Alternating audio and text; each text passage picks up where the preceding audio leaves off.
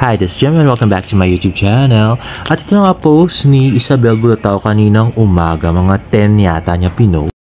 At sabi, please support Barbie Forteza and David Licauco as Mila and Adam in the movie That Kind of Love. Watch their film at the Jinseo Arigato International Film Festival in Japan on May 25 and 26. That's in Nagoya, Japan. And let's watch this video. Yan ang boyfriend ko. Ang ganda pa mo sana nun, no? Sinabi yan ng boyfriend ko. Pero, kaya nga lang alam na natin na hindi, no? At umaacting lang sila. Kaya medyo basag na tayo. Nakakagigil, no? Ay, nako. Yan ang boyfriend ko. At yan na nga. So, mukhang hindi masyado nakangiti yung Barda dito sa Victoria. At sabi nga ni Velo0325, galit ba sila sa isa't isa? Anong nangyayari? Why that look? Kikita ba movie nila? I was an ardent Barda shipper, but things got haywire with David's interview and him showing off his teenage GF and Barbie showing off her BF. Do you think it's still worthy for the fans to invest on them? At sabi naman ni Lassie, bakit kasi ganyan ang pinost ni Ma'am Isabel na bash tuloy ang Barda? Sino ba naman kasi matutuwa at gaganahan dyan sa mga itsura nilang nakasimang? Tama nga, tingnan mo, sobrang simangot ni David. Tingnan mo yung lips niya. At puro nga bashing yung nangyari sa Barda kanina. Yung nilabas tong video. Actually, before pa that, puro bashing na. Tapos, nung nilabas yung video to, dumagdag yung bashing, guys. So, may point naman sila. At may nag-explain din naman sa Twitter na baka naman fierce look yung kailangan or galit look yung kailangan para dun sa scene na yon, dun sa video na ginagawa nila. So, or picture na ginagawa nila. So, we don't know yet. But, ito nga, napakababa ng engagement. As you can see, 17.5 thousand na views pero 181 lang ang nag-like at 76 lang ang nag-retweet ng video. Napakalayo na talaga do sa numbers nila dati. At after 1.5 hours, nagtrending nga si David. At noon naman mga alas 2 na ay nagtrending ang hashtag Barda at hashtag David Licauco dahil sa bashing. At hanggang ngayong 8:55 ay trending kanina ang Barda at si David Licauco. At ito naman si Barbie Forteza na picture niya from Pulang Araw. At nag-tweet din yung ate ni Barbie na si Gabriel ng haha friendship over na kinagalit din ng fans. At nag-tweet na naman si Gabriel Vernesa nung hapon. So hands down sa retweets siya ni The Hangman. Quick tip for your mental health. Learn to distinguish who deserves to a full-blown explanation and who deserves one-word answer and who needs absolutely nothing. So, actually, ganyan naman yung mga Forteza lagi. Pag pinagtatanggol nila si Barbie, sila mismo yung mga nag-handle ng bashers at meron sila lagi mga patutsada. Hindi man sumasagot si Barbie ay to the rescue nga si Ate Gabriel niya. Pero nangiinis din to talaga ng mga bashers ni Barbie kahit mga Barda fans pa. At ito naman si Tita Amy ay nag-post. Sabi niya, nirepost niya yon, you don't always have to tell your side of the story, time will.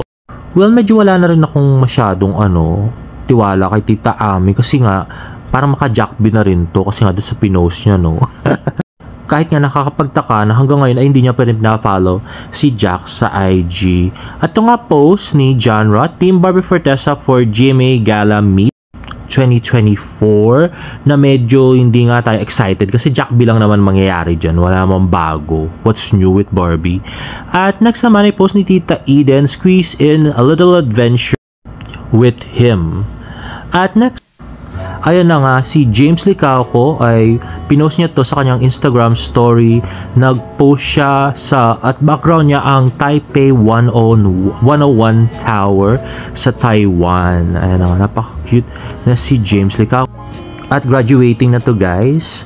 At next ay gusto ko lang i-share sa inyo na yung movie ng Diyos Lia ay may playdate na rin, August 14, 2024.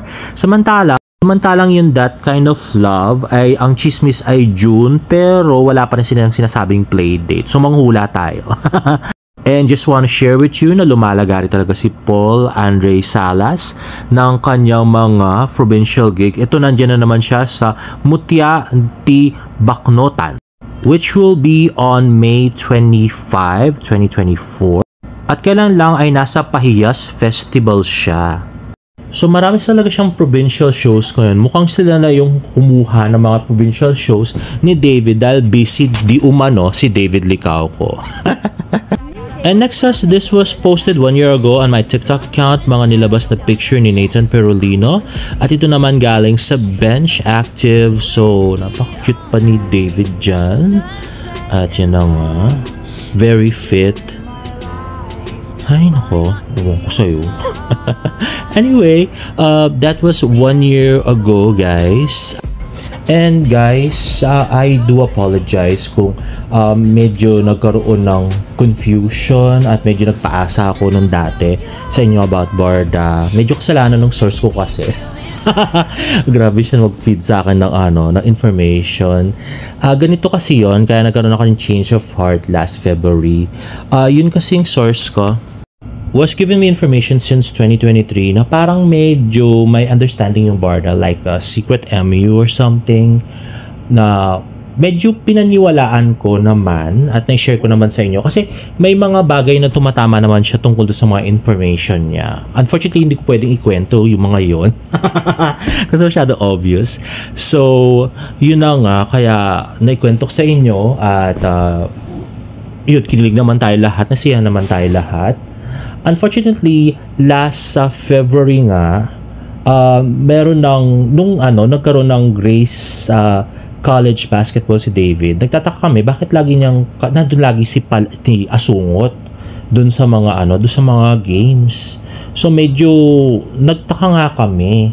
Kasi nga, di ba, secret MU nga daw si Barbie tsaka si David. Tapos, bakit laging kasama niya si Asungot wherever he goes? Tapos may nababalitaan pa namin lagi siya doon sa condo.